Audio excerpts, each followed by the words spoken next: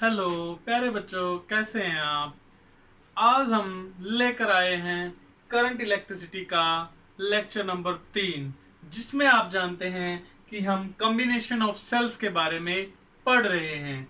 आपने last lecture के अंदर सीरीज कॉम्बिनेशन या सीरीज ग्रुपिंग ऑफ सेल्स के बारे में पढ़ा, जिसके अंदर आपने जाना कि जब सेल्स को हम सीरीज में कंबाइन कर देते हैं तो जो टोटल ईएमएफ होता है कॉम्बिनेशन का वो मल्टीपल हो जाता है, बढ़ जाता है। ठीक है, इसी प्रकार से आपने देखा कि टोटल इंटरनल रेजिस्टेंस भी सभी सेल्स का एड ऑन हो जाता है और इंटरनल रेजिस्टेंस भी बढ़ जाता है। आज हम लेक्चर के अंदर लेकर आए हैं पैरेलल ग्रुपिंग ऑफ सेल्स। तो बेटा, मेरा नाम है सुमित मेहता और आप देख रहे हैं एनएलएक्स क्लासेस। एनएलएक्स क्लासेस में आपको कंटिन्यूस लेक्चर प्रोवाइड किए जा रहे हैं। किसके बारे में? करंट इलेक्ट्रिसिटी के बारे में। तो आइए बच्चों, हम पढ़ते हैं पैरेलल ग्रुपिंग ऑफ सेल्स के बारे में। बेटा, पैरेलल ग्रुपिंग ऑफ सेल्स के अंदर जैसा कि आप जानते हैं सेल्स को कनेक्ट किया जाएगा पैरेलल में। और पैरेलल कनेक्शन कैसे होता है आपको पता है कि मान लिया हमारे पास ये सेल है एक, इसका ये पॉजिटिव टर्मिनल है, ये नेगेटिव है, ये ईएमएफ है ई और ये रेजिस्टेंस है R. This is the representation of a cell. ठीक है बेटा, अगर इस सेल का पॉजिटिव और ये नेगेटिव दूसरी सेल के पॉजिटिव को पॉजिटिव से और नेगेटिव को नेगेटिव के साथ जोड़ दिया जाए, इस प्रकार से देखिए E1 R1 और E2 R2। ये देखिए हमारे पास मान लिया दो सेल हैं, जिसमें एक सेल है जिसका ईएमएफ E1 और इंटरनल रेजिस्टेंस R1 है, दूसरी सेल है जिसका ईएमएफ E2 और इंटरनल रेजिस्टेंस R2 है। यदि उनके कनेक्शंस कुछ इस प्रकार से किए जाएं कि दोनों सेल्स के पॉजिटिव एक टर्मिनल से कनेक्टेड हैं और दोनों सेल्स के नेगेटिव एक टर्मिनल से कनेक्टेड हैं, तो हम देख पाएंगे कि इस प्रकार का कॉम्बिनेशन एक ब्रिज सा बनाता है। तो उस कॉम्बिनेशन को हम क्या बोलते हैं? पैरेलल कॉम्बिनेशन बोलते हैं बेटा। पैरेलल कॉम्बिनेशन में सभी की सभी सेल्स दो ही टर्मिनल्स के बीच में होती हैं, मान लिया X और Z, जैसे कि हमने पिछले टॉपिक में सीखा था। तो आपको सबको पता है कि हमारे पास सेल की जो प्रॉपर्टीज होती हैं, पैरामीटर्स होते हैं, उनमें एक रिलेशंस थी हमारे पास कि V is equal to E minus I R. ये आप भूल नहीं सकते, ये आपको लगानी ही पड़ेगी। तो बेटा, जैसे ही हम सेल्स को कनेक्ट करते हैं और सर्किट को क्लोज करते हैं, आपको पता है कि ये जो सेल है वो अपना करंट ड्रा करेगी I1 और ये सेल जो है वो अपना करंट ड्रा करेगी I2। दोनों के दोनों करंट यहां पर आकर कंबाइन हो रहे हैं और टोटल जो करंट होगा सर्किट का वो I1 प्लस I2 के बराबर होगा। इसी प्रकार से पूरे सर्किट में से करंट घूम के I दोबारा से यहां पर एंटर कर जाएगा। तो बेटा, आप देख पा रहे हैं कि सीरीज के बाद जब पैरेलल कॉम्बिनेशन हमने लिया तो करंट डिवाइड हो रहा है। तो पहली प्रॉपर्टी तो हमने यही पढ़ी कि जो करंट है I इज डिवाइडेड, और वी कैन से दैट कि टोटल जो करंट है पैरेलल कॉम्बिनेशन का वो सभी पार्ट से आर्म्स भी बोल सकते हैं, सभी आर्म से आने वाले करंट का सम होगा। ठीक है, यहां पर हमने दो ही सेल लिए हैं तो इसीलिए I1 प्लस I2 हमने लिखा है। दूसरी बात आप क्या देख पा रहे हैं, क्योंकि कनेक्शन क्या है, पैरेलल है, तो ये जो सारा का सारा जब सर्किट क्लोज होगा, जैसे हम एक्सटर्नल सर्किट से अगर हम इसको कनेक्ट कर देते हैं, जैसा कि हम करते हैं एक्सटर्नल रेजिस्टेंस के साथ कनेक्ट करके, तो ऐसी स्थिति में आप देख पा रहे हैं कि जो भी पोटेंशियल ड्रॉप होगी उसके लिए केवल दो ही पॉइंट्स हैं। The potential will not divided into pieces, क्योंकि हमारे जो टर्मिनल्स हैं वो तो दो ही हैं। तो जब आप वोल्टमीटर की रीडिंग लोगे तो वोल्टेज यहां पर भी V ही आएगी, टर्मिनल पोटेंशियल डिफरेंस यहां पर भी V ही आएगा और यहां पर भी V ही आएगा। तो यहां पर हमने दूसरी बात क्या देखी कि V इज सेम, यानी कि सबको सेम पोटेंशियल मिलेगी, V मिलेगी। ठीक है, तो अब हमें इस V की वैल्यू को कैलकुलेट करना है। तो V की वैल्यू को कैलकुलेट करने के लिए सबसे पहले हम देखते हैं, अपने प्रीवियस नॉलेज से हमें पता चलता है कि जो V1 है, V1 क्या है बेटा? Terminal potential difference of the first cell when it is connected in the close circuit. तो वो क्या आएगा? ऊपर वाला फॉर्मूला देखो E1 माइनस IR1, ठीक है।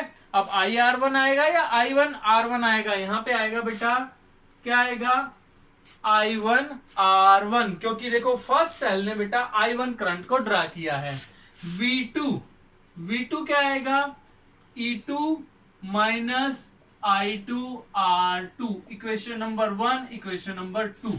दोनों इक्वेशंस को ध्यान से देखें, क्योंकि सेल्स किस में कनेक्टेड हैं, पैरेलल कॉम्बिनेशन में कनेक्टेड है, तो ये जो V1 रहेगा और V2 रहेगा, potential difference that will be equal to the V, ठीक है, क्योंकि कॉमन पोटेंशियल रहेगा। क्लियर बात हो गई हमारी। तो हमारा यहां से क्या निकल के आ रहा है, यहां से हमारे पास जो इक्वेशन नंबर 1 है वो क्या बन जाएगी, I1 इज इक्वल टू, बताइए I1 क्या बनेगा। पहले इस I1R1 को हम इधर ले आते हैं तो E1 माइनस V आ गया।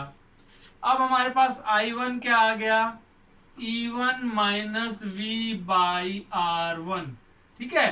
तो ये हमारी इक्वेशन नंबर 3 होगी। सिमिलरली अगर आप सोल्व करोगे इक्वेशन नंबर 2 को, तो आपके पास I2 आ जाएगा, और वो क्या लिखा जाएगा बेटा, देख के आप लिख सकते हैं, E2 minus V by R2, equation number 4 develop होगी। तो हमने इन दोनों इक्वेशंस को I1 और I2 की फॉर्म में कन्वर्ट कर लिया, क्योंकि पोटेंशियल सेम थी। अब यहां पर V इज सेम है, तो हमारी इस प्रॉपर्टी में टोटल जो करंट रहेगा IP, वो IP क्या है बेटा, इस पूरे कॉम्बिनेशन का, सर्किट का इक्विवेलेंट करंट। और इक्विवेलेंट करंट कैसे लिखा जाएगा बेटा, E equivalent minus voltage same रहेगी, इसी प्रॉपर्टी को हम रिपीट करेंगे, ये वाली प्रॉपर्टी है, डिवाइडेड बाय R इक्विवेलेंट, ठीक है। तो अगर हम इसको अलग करके लिखें तो E equivalent divided by R equivalent minus V upon 1 by R equivalent. हमने ये प्रॉपर्टी टोटल करंट के लिए जो सर्किट में फ्लो कर रहा है I, तो IP या IP जो बोला था मैंने, वो इस प्रकार से लिखा जाएगा। अब ये किसके बराबर आएगा बेटा, ये I1 और I2 के कॉम्बिनेशन के बराबर आएगा। तो यहां से हम लिख सकते हैं E1 minus V by R1 plus E2 minus V by R2, equation number 3 और 4 को हमने ऐड कर दिया। तो इनको सॉल्व कर लेंगे। अब हम सॉल्व करने के बाद हमें क्या रिजल्ट मिलता है, देखिए आप, सॉल्व करने के बाद हमें पता चलता है कि जो टोटल करंट है दैट इज इक्वल टू, ठीक है, वो क्या आएगा, E1 by R1 plus E2 by R2, ठीक है, माइनस वोल्टेज दोनों में कॉमन है, इसमें और इसमें, तो बच गया क्या बेटा, 1 by R1 plus 1 by R2। तो बेटा आपने क्या पाया कि जो सर्किट के अंदर करंट आ रहा है, वो करंट में हमारा EMF वाला पार्ट ये है और इंटरनल रेजिस्टेंस वाला पार्ट हमारा ये है। तो इसको हम जब इस इक्वेशन के साथ कंपेयर करते हैं, इस इक्वेशन के साथ, तो देखिए बेटा इसमें और इसमें क्या रिजल्ट निकल के आया कि E equivalent by R equivalent की वैल्यू तो ये आ गई दो सेल्स के लिए, और 1 बाई R इक्विवेलेंट की वैल्यू क्या आ गई, ये आ गई। तो हम लिख सकते हैं इस चीज को कि हमारा इस कॉम्बिनेशन से जो रिजल्ट आया वो आया E equivalent by R equivalent is equal to E1 by R1 plus E2 by R2। Similarly हमारे पास 1 बाई R इक्विवेलेंट की वैल्यू क्या आ जाएगी, यानी कि पैरेलल ग्रुपिंग जब हम कर देते हैं तो हमारा टोटल इंटरनल रेजिस्टेंस कैसे लिखा जाता है, 1 by R1 plus 1 by R2। ऐसी रिजल्ट्स को आपने जब हमने पैरेलल ग्रुपिंग ऑफ रेजिस्टेंसेस किया था तब भी पढ़ा था। तो इसमें जब रेसिप्रोकल में टर्म आती है तो आप समझ जाते हैं कि जो टोटल वैल्यू है वो डिक्रीज होने जा रही है। तो ओवरऑल जितनी सेल्स को हम कनेक्ट करते जाएंगे सर्किट में, तो सर्किट में सेल्स को कनेक्ट करने से उनका आपस में जो इंटरनल रेजिस्टेंस है, जितनी ज्यादा सेल्स का हम प्रयोग करेंगे उतना ही ज्यादा डिवाइड होता जाएगा और कम हो जाएगा। इसके लिए हम इसको थोड़ा सा टॉपिक को एक्सटेंड करते हैं। आई होप आपको यहां तक समझ में आ गया होगा। तो अब हम थोड़ा सा इस टॉपिक को एलोबरेट कर देते हैं कि अगर हमारे पास दो की बजाय दो हम मॉडिफिकेशन करते हैं, अगर हमारे पास सेल्स की संख्या बढ़ जाए, बहुत ज्यादा हो जाए, दूसरी बात अगर उन सभी सेल्स को आइडेंटिकल वे में ले लिया जाए, फॉर एग्जांपल अगर आपके पास 2-2 वोल्ट की ड्यूरा सेल्स हैं या पैनासोनिक के सेल्स हैं, ठीक है, 2-2 वोल्ट के आपके पास सेल्स हैं मान लिया पैनासोनिक के, और आपको जो डिजायर वोल्टेज चाहिए वो ज्यादा चाहिए या कम चाहिए, ठीक है, तो उसके अकॉर्डिंगली हम कॉम्बिनेशन का प्रयोग करेंगे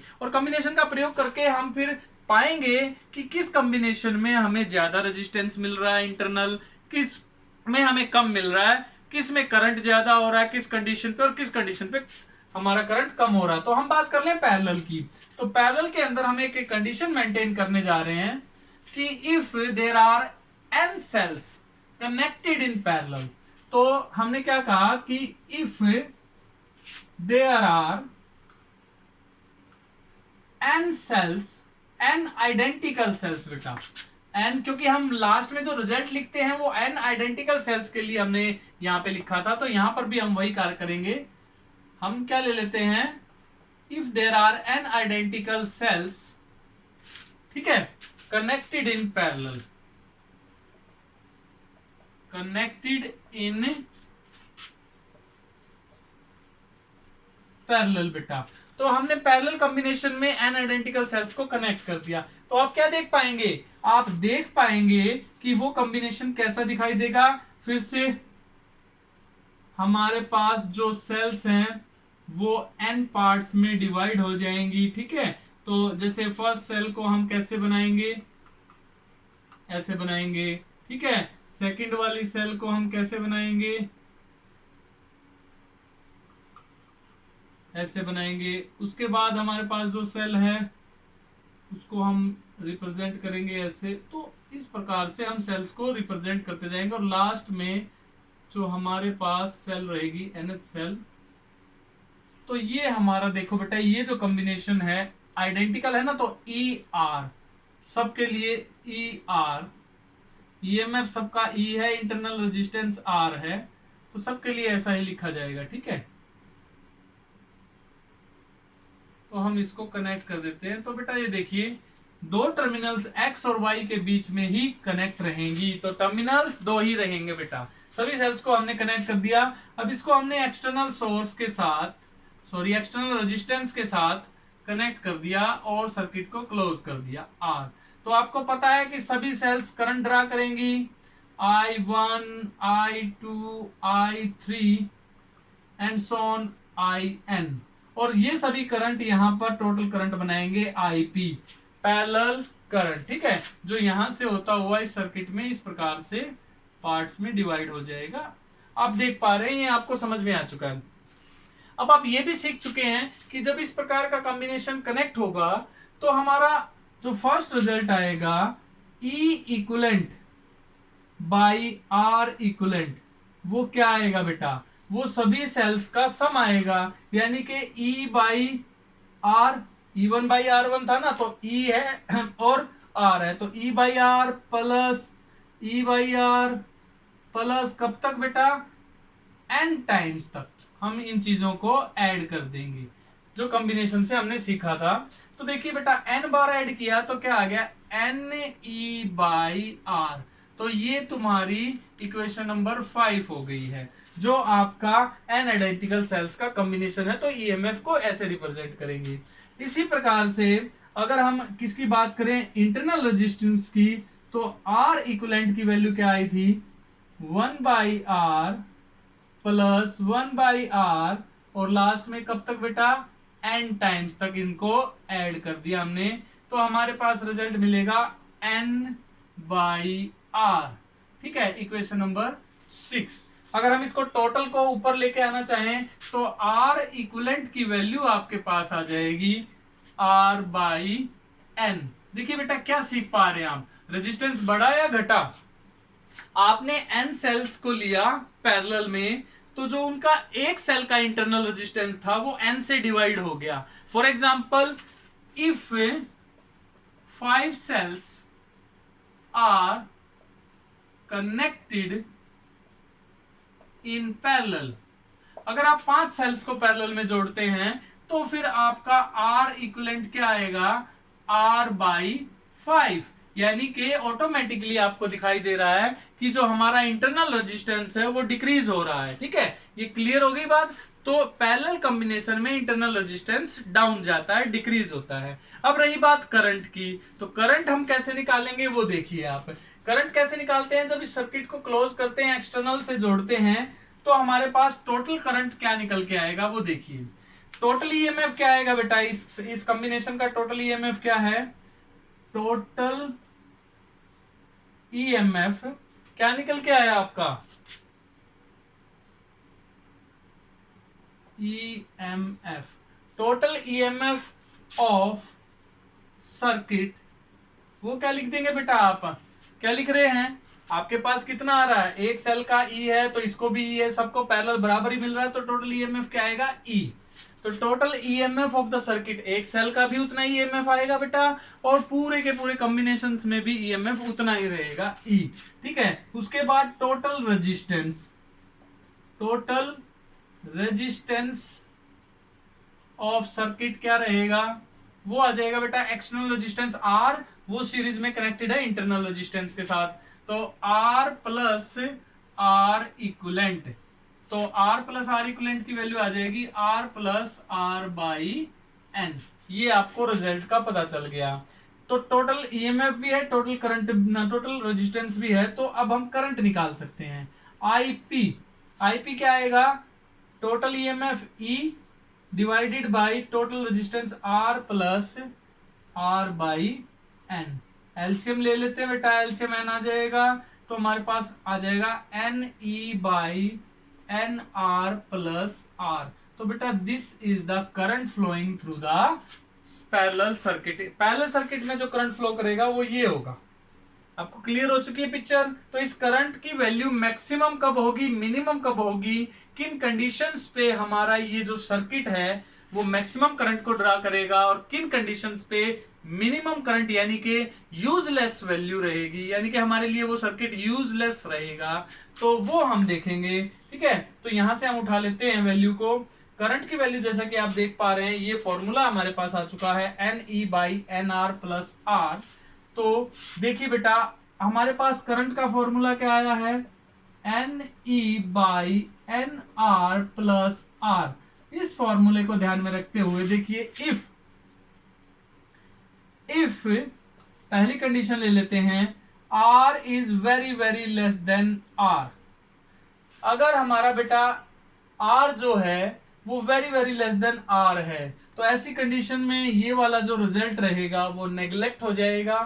तो आर जो है, आर इज नेग्लेक्टेड, यानी कि एक्सटर्नल रेजिस्टेंस क्योंकि बहुत स्मॉल है तो उसको हम नेग्लेक्ट कर सकते हैं as compare to internal resistance. ठीक है, एनआर के, यानी कि टोटल इंटरनल रेजिस्टेंस के कंपैरिजन में एक्सटर्नल रेजिस्टेंस जो हमने यूज किया वो नेग्लिजिबल है। ठीक है, तो हमारा करंट क्या बन जाएगा, तो करंट हमारा बन जाएगा एन ई बाई आर। इसका मतलब N times current drawn by या current sent by single cell. तो बेटा जो सिंगल सेल जो करंट भेजती है उसका n टाइम्स हो जाएगा, जितनी सेल जुड़ी है उतने गुना हो जाएगा, तो करंट बढ़ गया ना। तो this is your practical use of current. ठीक है, इसके अलावा अगर हम इस कंडीशन में r को very very greater than nr ले लेते हैं, यानी कि एक्सटर्नल रेजिस्टेंस की वैल्यू ज्यादा ले लेते हैं, तो ऐसी स्थिति में nr को नेग्लेक्ट करना पड़ेगा, और nr यदि नेग्लेक्ट हो जाता है तो देखिए बेटा क्या बच गया आपका, ये रिजल्ट वैल्यू जो है r बाई एम, इसको क्या हो जाएगा, ये देखो r तो बहुत स्मॉल है क्योंकि nr ही नेग्लेक्ट कर दिया, nr ही नेग्लेक्ट कर दिया, तो r इज वेरी स्मॉल, तो ये ऑटोमेटिकली नेग्लेक्टेड रहेगा।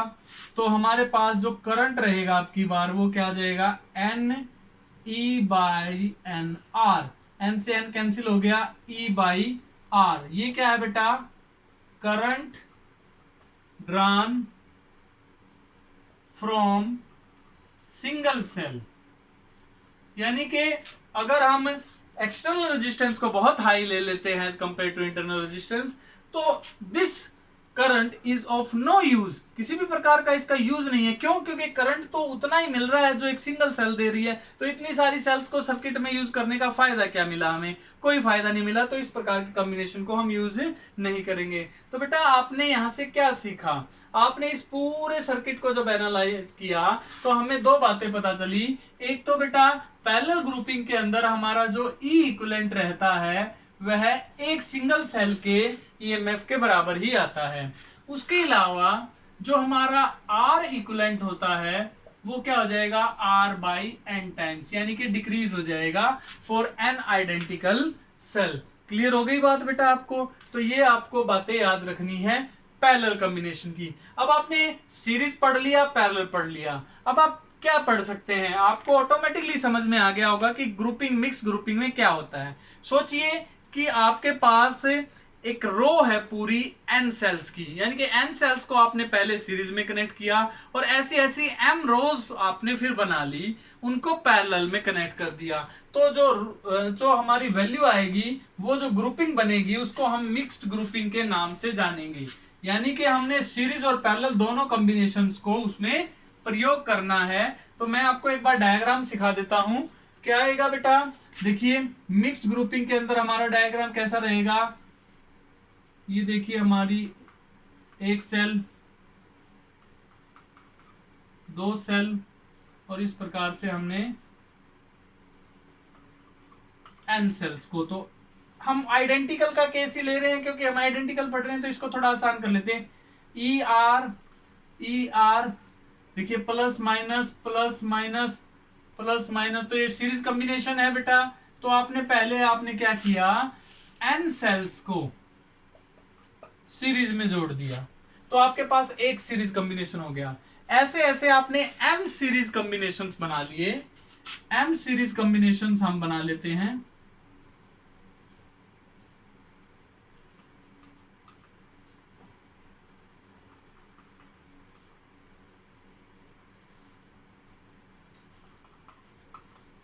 एक और हम इसको ऐसे करके ड्रा कर लेते हैं। तो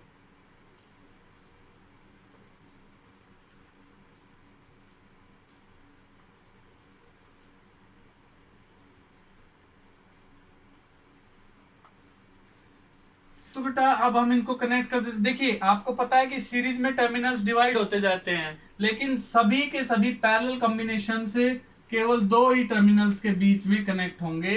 तो हम इनको यहां पे ऐसे कनेक्ट कर देते हैं, टर्मिनल X और टर्मिनल Y से। क्लियर होगी बात? तो इनका सबका ईएमएफ, क्योंकि आइडेंटिकल सेल्स ले रहा हूं तो सबका ईएमएफ E रहेगा, रेजिस्टेंस, इंटरनल रेजिस्टेंस R रहेगा। तो हम इसको आसानी से अब समझ पा रहे हैं कि कैसे कनेक्ट करना। तो ये आपकी जो ग्रुपिंग की है मैंने, वो मिक्स्ड ग्रुपिंग है बेटा। अब आपको पता है कि ये जो सीरीज है, फर्स्ट सीरीज ग्रुपिंग, ठीक है, इसमें करंट सेम रहेगा। तो यहां से करंट आएगा I1, सेकेंड वाली लाइन से आएगा I2, और ये आएगा फिर, हम देखो ऐसे n सेल्स ले ली, और ये जो ग्रुपिंग, नंबर ऑफ ग्रुपिंग्स की हैं वो m टाइम्स ले ली बेटा। m टाइम्स हमने ग्रुपिंग को किया है पैरेलल में। तो बेटा यहां से क्या आएगा? IM आएगा। ये सभी करंट मिलके यहाँ पे IP, फाइनली IP क्या होगा? I1 प्लस I2 और लास्ट में IM का कॉम्बिनेशन होगा। तो ये आप समझ पा रहे हैं कि कब क्या करना है। क्लियर हो गई बात? अप टू दिस आपको सीरीज चलाना है, सीरीज के कंसेप्ट को लगाना है इस एक रो के लिए, और हर रो के लिए यही कंसेप्ट रहेगा, क्योंकि आइडेंटिकल है तो सेम रिजल्ट आएगा। तो बेटा हमें फटाफट बताइए कि ये जो फर्स्ट रो है, इस फर्स्ट रो का टोटल ईएमएफ क्या आएगा? ठीक है, वो हम क्या मान लेते हैं? E1 मान लेते हैं बेटा। E1 सीरीज का टोटल क्या आएगा बेटा? NE। क्लियर हो गई बात? क्योंकि सीरीज में क्या होता है? NE। और R1 क्या आएगा? वो आ जाएगा NR। Clear picture? सिर्फ इसकी बात कर रहा हूं बेटा, n cells connected in series. Clear हो गया? अब बेटा इस तरीके से देख रहे हैं, अब हम इस तरीके से इसका ये आ गया। सिमिलरली E2 भी क्या आएगा, Ne, R2 भी क्या आएगा, Nr। ठीक है, और कब तक जुड़ेगा बेटा ये कॉम्बिनेशन, कब तक है, m टाइम्स तक। तो Em भी क्या आएगा, Ne, और हमारा Rm भी क्या आएगा, Nr।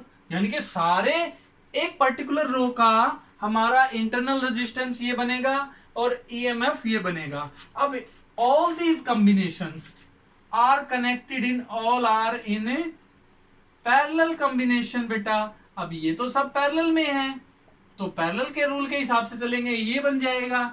यानी कि इस पूरे कॉम्बिनेशन का टोटल ईएमएफ क्या बनेगा, क्योंकि पैरेलल में है। तो अब हम ई इक्विवेलेंट की बात करें तो ई इक्विवेलेंट क्या आएगा बेटा, जो एक रो का होगा, और एक रो का कितना है, एन ई तो कोई भी ले सकते हैं, एन ई। तो बेटा ये तो रहेगा आपका ईएमएफ। और आर इक्विवेलेंट क्या आएगा बेटा, आर इक्विवेलेंट क्या होता है, आर। आर का मतलब अब हमारे पास सारे आर क्या हैं, एन आर हैं। तो N R divided by number of combinations. Parallel में कितने थे, एम। तो बेटा बिल्कुल आसान था। हमारे पास जो प्रीवियस रिजल्ट थे वो पहले सीरीज, ये इधर तो हमने सीरीज कॉम्बिनेशन का इस्तेमाल करके रिजल्ट्स को लिखा, और बेटा इधर हमने पैरेलल कॉम्बिनेशन का इस्तेमाल करके लिखा। तो अब हमारे पास एक टोटल जो ईएमएफ है वो ये है, और टोटल जो रेजिस्टेंस है इंटरनल वो ये है। अब इनको एक्सटर्नली हम कनेक्ट कर देते हैं, किसके साथ, एक एक्सटर्नल रेजिस्टेंस के साथ। आपको सभी को पता है कैसे कनेक्ट करते हैं, तो बेटा बिल्कुल आसान है। कैसे करेंगे आप, इस प्रकार से एक एक्सटर्नल रेजिस्टेंस का प्रयोग करेंगे, और एक्सटर्नल रेजिस्टेंस के साथ हम इसको कनेक्ट कर देंगे आर के साथ। क्या बन जाता बेटा आपका, ईएमएफ तो यही रहेगा।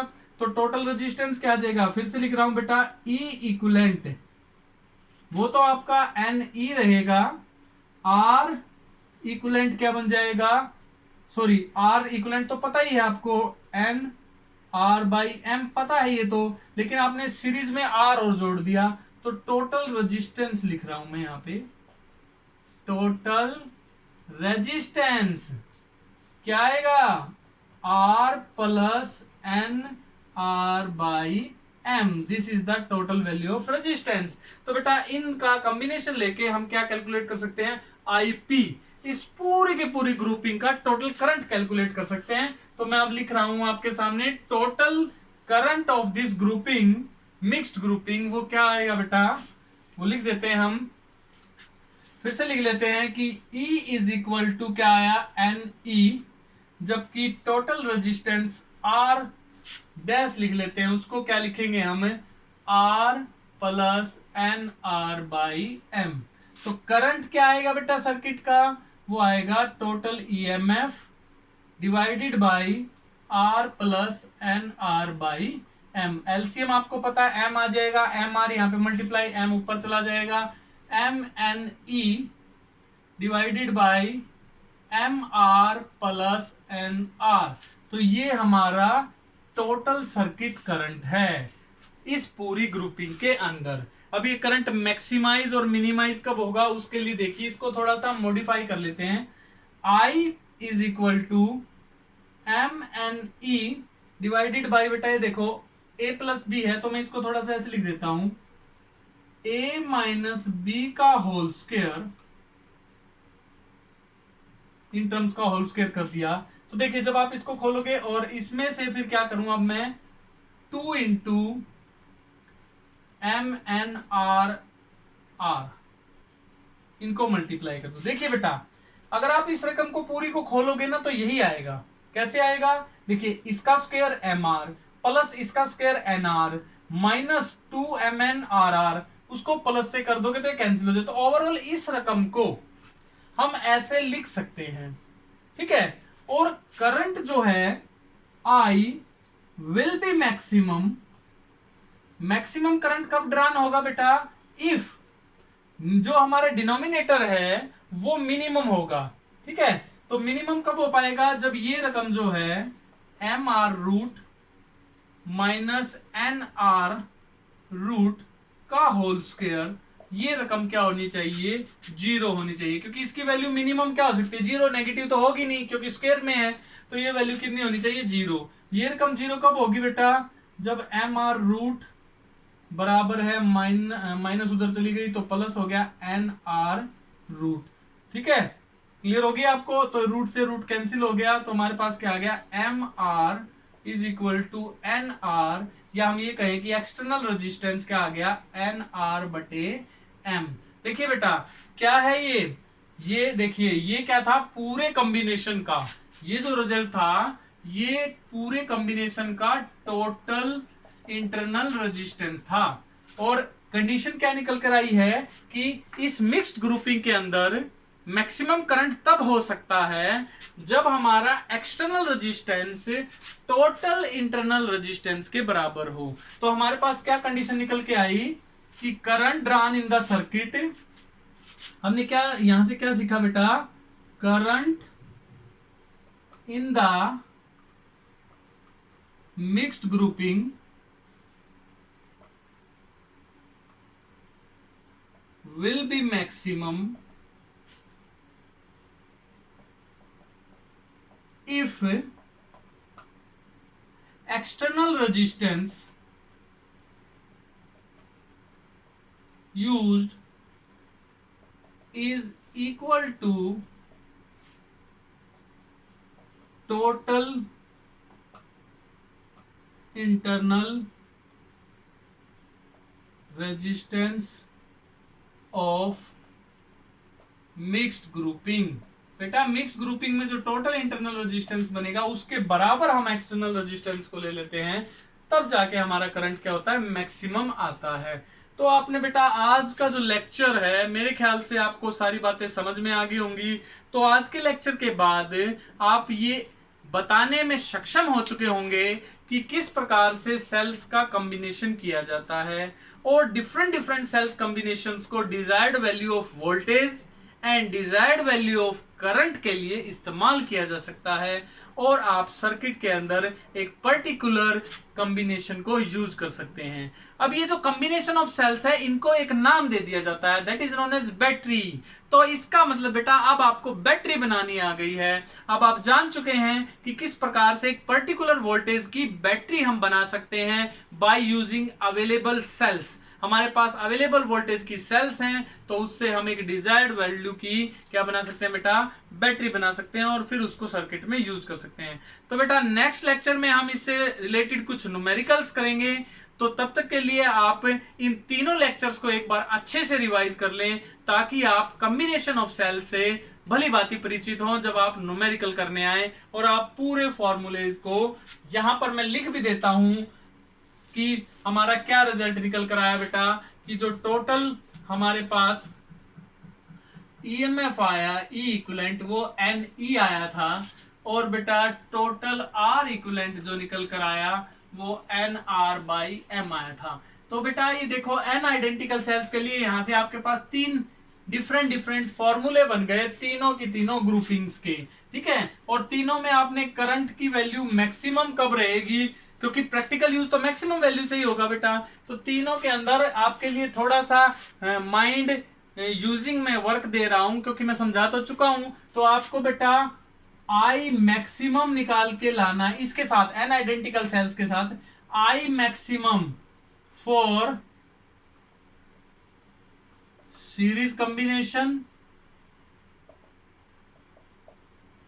I maximum for parallel combination और I maximum for mixed grouping या combination हम निकालेंगे। तो बेटा ये आपके लिए लिखना रहेगा, जिस बच्चे ने ध्यान से लेक्चर समझ लिया होगा और ये तीनों लेक्चर अच्छे से पढ़ लेगा उसको करंट, वोल्टेज और रेजिस्टेंस के बारे में कंप्लीट जानकारी मिल जाएगी यहां से। तो चलो बच्चों फिर से मिलते हैं हम नेक्स्ट लेक्चर में। Be ready for numerical section.